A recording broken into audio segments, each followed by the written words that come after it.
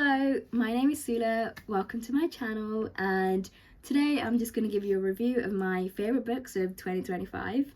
I don't think I've got a great mix. I do have quite a bit of fiction, but I have two non-fiction books in here, and I have big books and small books, and some old and some new, so I do have a little bit of a variety, and yeah, these have been my favourite books of 2025.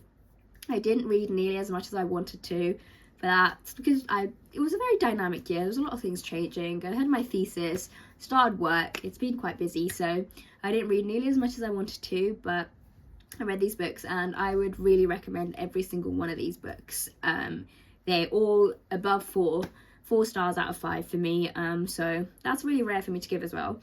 And I all have 4 copies of these books because I love these books and I'm keeping the copies with me for the rest of my life. So yeah, I'd highly recommend these books, and yeah, enjoy the video. The first book that I want to start with is I Who Have Never Known Men by Jacqueline Harpman, and this book I picked up because the title really intrigued me. I won't lie to you, I am someone who judges a book by its cover and especially its title, and I had no idea what this book was about. So this is a classic. This was, I think, released in the 1990s, so this is quite old book, and I'd never actually heard of it though, and I know it's a French book that's been translated into English, and so when I first read the title I thought it was going to be something completely different than what this book is about. So this book is about 39 women who are trapped underground, and there's a young girl amidst all of them, and she's never known the outside world, whereas the other women have known the outside world, so they weren't always trapped underground, and they're watched by these guards who give them like food to cook with and all of that stuff. So they're like in a cage underground and always monitored by these guards, and then suddenly an alarm goes off and all the guards leave and these women escape, and I won't tell you the rest because that will spoil the story.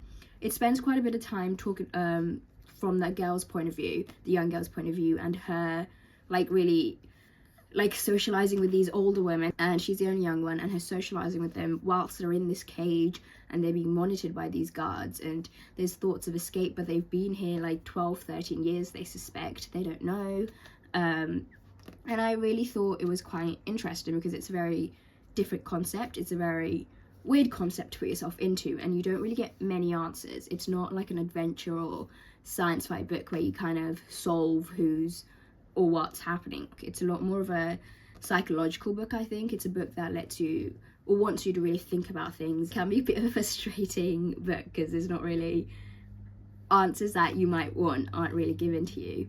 But what I found really interesting about this book is the fact that it kind of puts into perspective how when you're in like a helpless situation, or when you have such big problems, and by big problems I mean like things that you as an individual just cannot do anything about. For example, maybe like the state of the economy or like climate change or things like that, and how to survive almost you don't focus on those problems, you start focusing on smaller problems that you can control. And it's like there's a part in the book where the women are arguing about like different ways that they could cook potatoes, and there is only 3 different ways, but that was something they could actually have control over, and that was a problem. Like how do we cook potatoes? That's a problem. And then they could find a way to solve that problem because they were in the midst of this huge problem that they couldn't solve. Those were things that they could solve.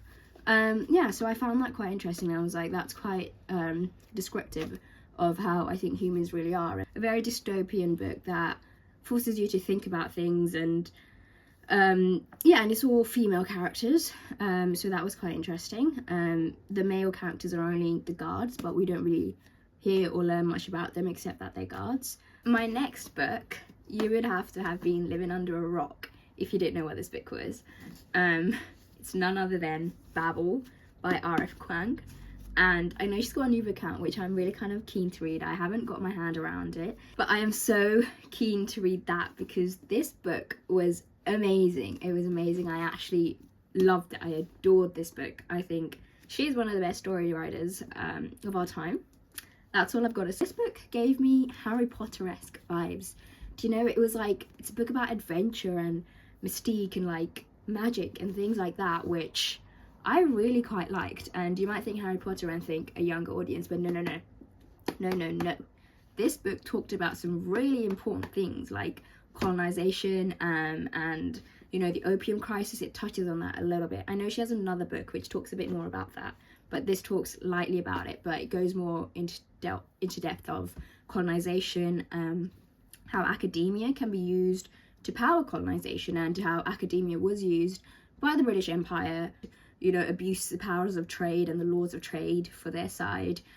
So I should start from the beginning. It follows the story of this boy called Robin, who was brought from China by this professor at Oxford, and this professor was almost his ward, and he'd basically educated this boy from a young age to get him into Oxford, into the translations degree, and that is called the Tower of Babel in Oxford. That was the nickname. He eventually gets in there and he makes friends with these 3 other students there, and they become good friends. And the premise of this book is, I don't want to spoil too much, but the premise is the fact that there's these magic bars, and the magic from these bars come from the fact that 2 words that are from different languages but they have similar meanings, but that slight difference in translation, these magic bars can make into, like, will create that. Basically, they had to study different languages and learn how to translate them to be able to use the magic bars for their power.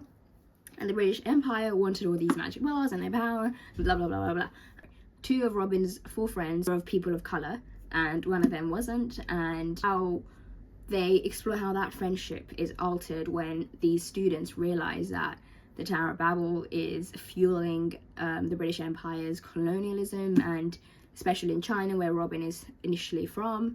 And so it's a really interesting concept on talking about colonialism and understanding it, as well as how these students realised that they're helping power the empire that's ruining their countries, where they're originally from. So yeah, it's as a person of colour from a country that was colonized, it was a very interesting read to understand, I think, what most of us might go through and these thoughts that we have, but in a book that strategically talks about it so well without it being too heavy.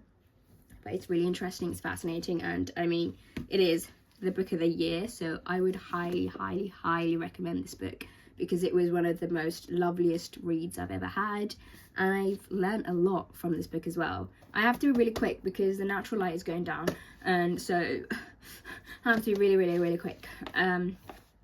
Okay, so my 4th book is The Alchemist by Paulo Coelho.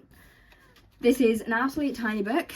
It is, how many pages? 154 pages, but quite a big writing. And it's a book that I'm sure most of you would have heard about, and I'd heard about it for a really, really long time, but I just never thought to read it. This is my self-help book. Anyway, about the book, oh my god, I keep rambling about useless things. It follows the story of a shepherd boy in Andalusia.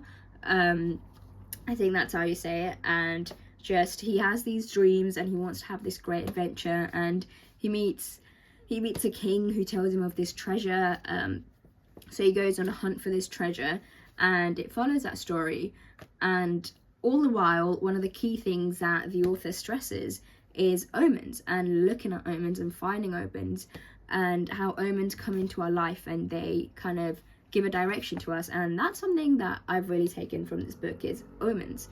When things happen in life, and when, I don't know, opportunities get present, or you go through certain experiences, think of them as omens to leading to a different path, or showing you something, or pushing you to think about something in a different way. And I found that I've had a few omens in my personal life, which after reading this book, I've started to call them omens instead of coincidences or things like that. And I've started to engage with the idea of omens in our lives, and certain opportunities or coincidences being taken as omens to mean something or to push you in a certain way. And anyway, yeah, so it follows that, and the ending is quite spectacular. I won't tell you too much because it is tiny, so I could spoil that book for you very easily. You see why he's done the ending, and then you're like, oh, the whole point of the book was that. Like, that whole point of this book was that. And what I'd say about this book is that it it depends where you are in life or what you're thinking about. That will help what you take from that book, from this book. Oh, a little story that I do want to say. I was reading the foreword, and the author says how when he first wrote this book and was trying to get it published, no one wanted this book. No one was wanted. He went to loads of publishers and they didn't want this book. And then he said in his head he was like almost wanting to give up. And then he was thinking, wait, this is my story that I've wrote about in The Alchemist. Like, this is my actual adventure. Like, this is my thing. This is my dream that I'm trying to chase. And I'm almost living the story, metaphorically, of this shepherd boy who is chasing his destiny. So I was like, that's quite cool. That was quite interesting little tidbit to put in there. The next book I want to talk to you about is Stoner by John Williams. And now this book is a classic. It is quite unlike some of the other books I've read. It's quite dull. That's how I would describe it, but that's the beauty of this book. It's a very dull, almost melancholical, almost so ordinary book about life. The book follows the story of William Stoner, and he goes to university in Missouri to study farming because he's from a poor farming family, where he takes an English class as an elective, falls in love with English literature and switches degrees without telling his parents, then stays at that university, gets a PhD, starts teaching, and stays the rest of his life at that university.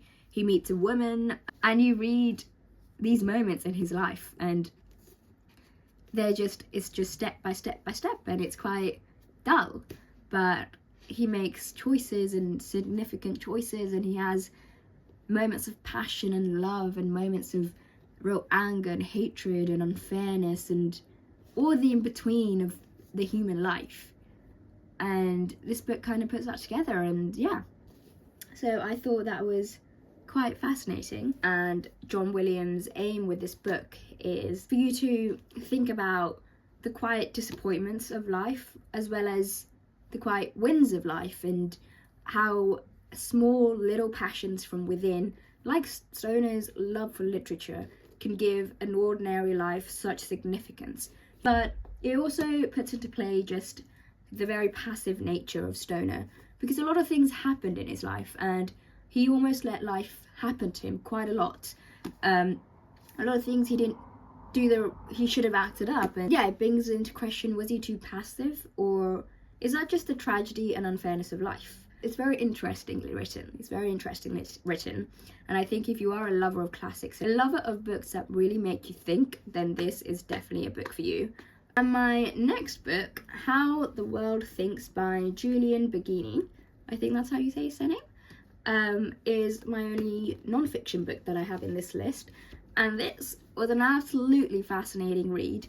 Like the title says, it's all about the world's philosophies. I'm not much of a philosopher.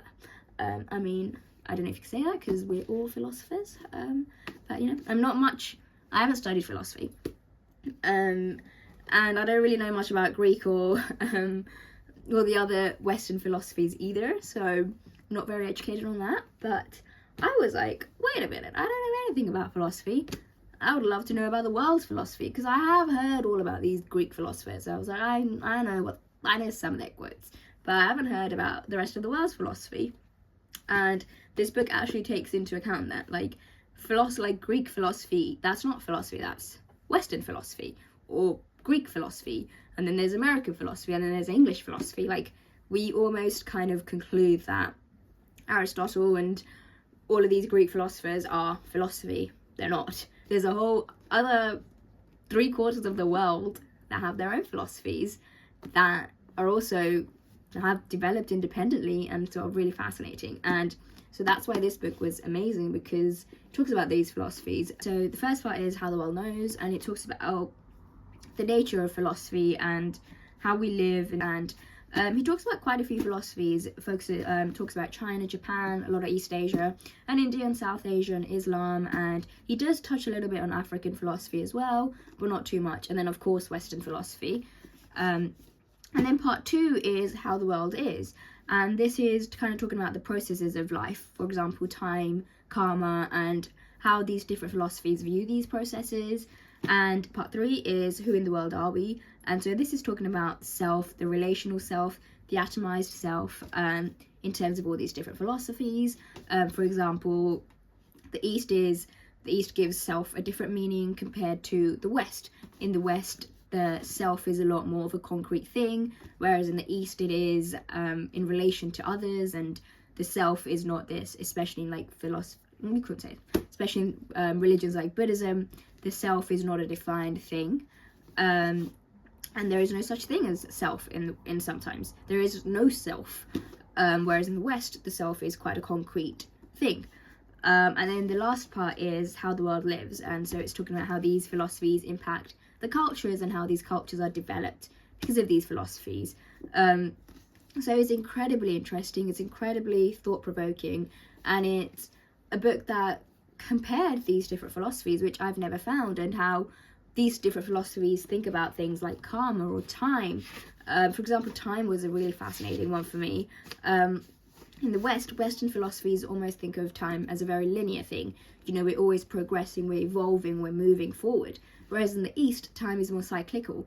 Can't say the word circular.